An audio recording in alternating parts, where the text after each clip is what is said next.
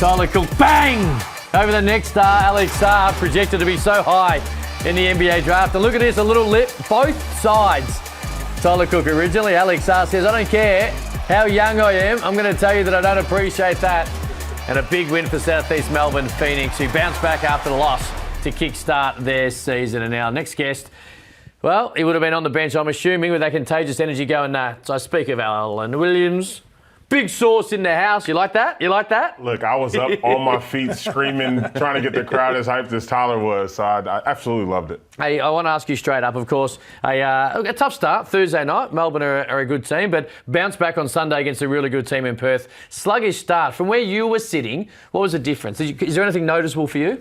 Yeah, I just think we didn't have fluidity in our offense, and so that affected us defensively as well. And I think while we had some really good moments defensively against United, we struggled containing that and being consistent with that for 40 minutes, and they got the better of us that way. Also had a fairly important player who played on Sunday compared to Thursday night. Yeah, not having GB, Gary Brown, in the fold definitely hurt us. You know, he does a tremendous job of getting guys involved and moving the ball around, and then his effort defensively too, I think, against Perth in that game really gave us a spark. We spoke about that on the podcast. We said, you know, last year when you guys got into trouble and he came back, he stabilizes that team. He gets guys the ball where they need it, create yourself.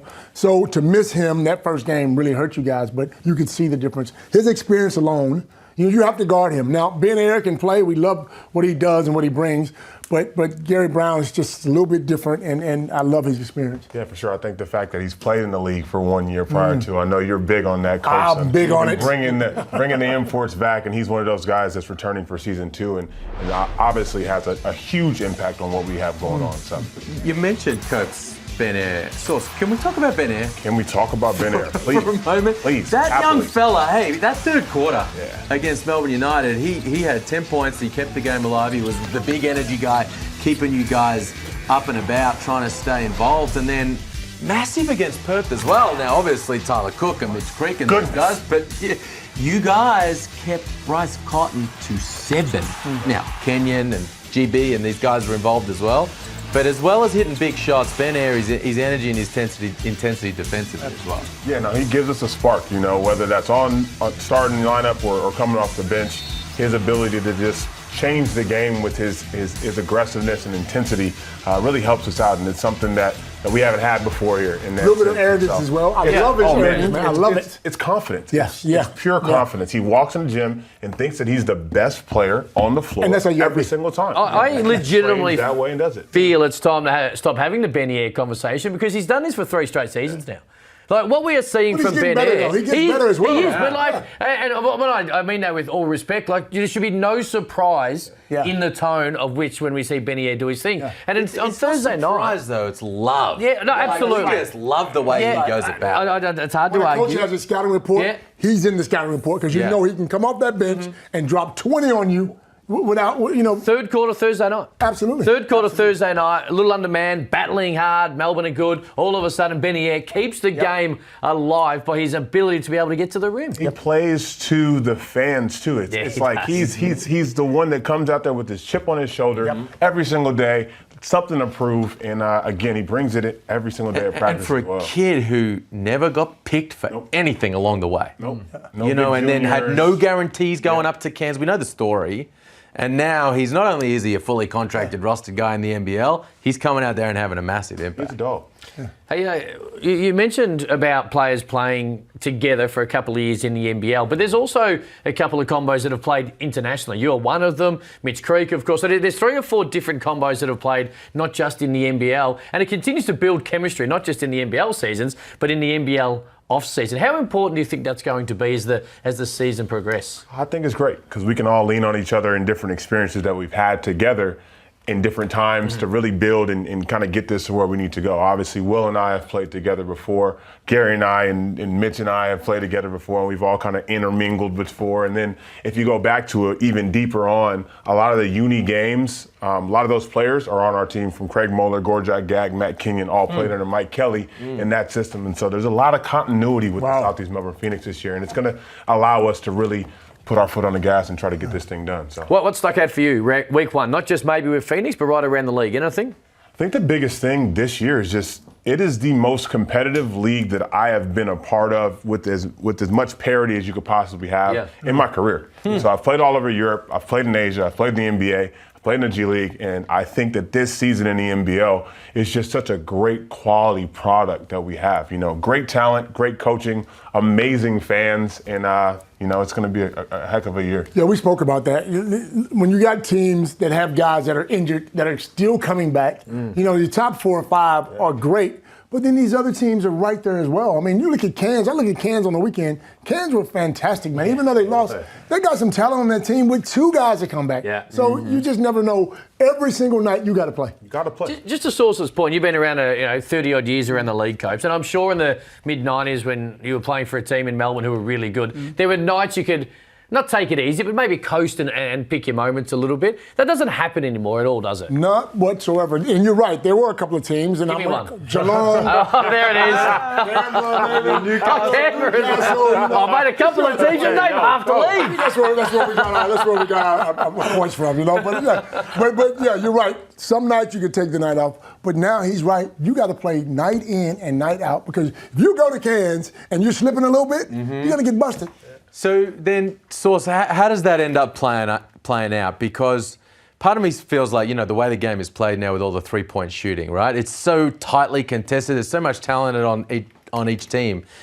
If one team just gets hot on a night and shoots 45% from 3 and the other one's, doesn't quite get that mark, is that how it's going to play out over the course of the season?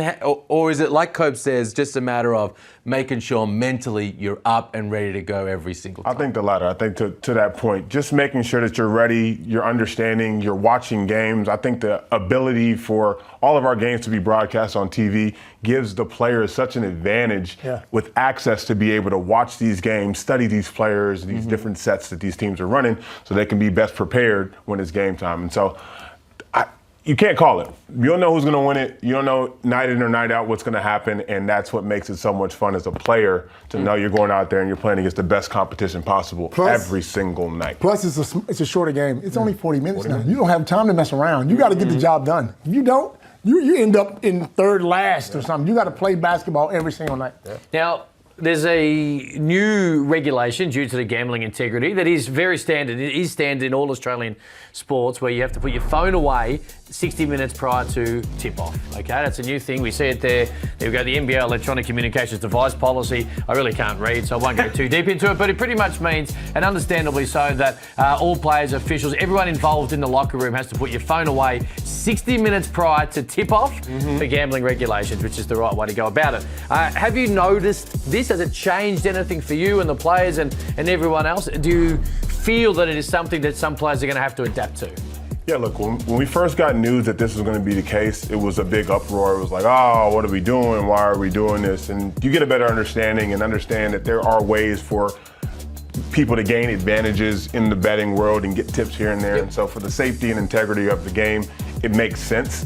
But there are struggles with it. I know myself, my parents, my wife will text me up to 30 minutes before the game, during halftime, a little note here, a little note there, and that kind of gets me going and keeps me there. And so now it's been a massive adjustment for myself and a lot of the other players around the league. And so it's something to continually monitor, but at the end of the day, I think the stance on it is good. We don't want anything disrupting the integrity of the game of basketball here, but turning in the phones, it makes it tough, man. Like, because I like to bump my music a little bit too before the game. Lucky they have it now, because back in my day, brother, I would have been in trouble. I would have been in trouble. We got people coming to the game. I got to be able to move people. Like who? The phones existed. Come on, man. You played in 93. 93, man. Mate, you know what? The NBL aren't banning the old school phones that hang off the wall, mate. You would have been okay. Hey, just quickly on Tyler Cook. We've touched on a fair bit about Tyler Cook. So that is clearly related to you and the fact that you are going to be out there not too,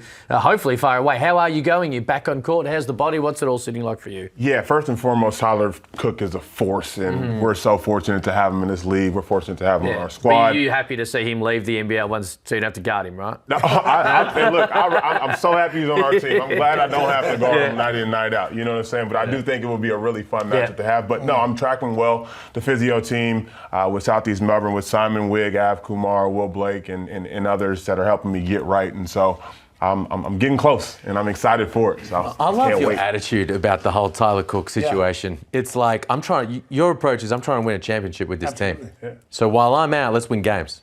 Bring in a high-level guy. Not everyone will be like that. Not everyone has the maturity or the self-esteem to be able to manage it like I that. work my butt off every single day. And so there's no doubt when I get back out there, I plan to have a massive impact on this NBL 24 season. Oh, you said MVP. Remember? Yeah, I said it. Yeah. And I'm saying by it. Good. But during the time, I'm not able to be there. So give me the best opportunity for my team to be the greatest they can be. And it also helps Tyler Cook, too, in this situation. So it works out for everybody. Hey, before we say goodbye to you, AFL Grand Final on Saturday. Do you understand AFL more than when you got here? You got no idea? I literally watched every round from the time I touched down in Australia. Really? So to the were grand you final. aware of it prior to touching down in Australia? No. Last year I had no idea what was going on. So you've got a team? I'm a Demons fan. Okay, that's fair enough. Well, it's a good team then. It's a good team. Yeah, absolutely. We didn't do as well as we probably We know. should have. We know already. We can't kick straight, but we're working on it. And next year's premiership comes to us. I know Hey. it. So. Yeah, hopefully this time next week we're talking about you getting on the court. We love it, man. Thank you for joining us. Big source, Alan Williams, as the Phoenix start 101 to kickstart NBL 24. A very quick break. Plenty more.